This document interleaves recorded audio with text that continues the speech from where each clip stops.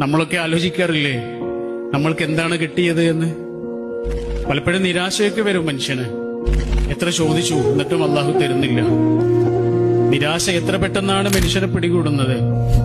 ചെറിയ ചെറിയ നിരാശകളുടെ പേരില് നമ്മൾ നമ്മുടെ അനുഗ്രഹങ്ങളെ എത്ര പെട്ടെന്നാണ് മനസ്സിൽ മായ്ച്ചു കളയുന്നത്. അപ്പോഴൊക്കെ നമ്മൾ ആലോചിക്കേണ്ടത് ഒന്നും കിട്ടാതെ പോയ റസൂലിനെയാണ്. ഉപ്പയെ കണ്ടിട്ടില്ലാത്ത കുട്ടിയായിരുന്നു, ഉമ്മ നഷ്ടപ്പെട്ട കുട്ടിയായിരുന്നു.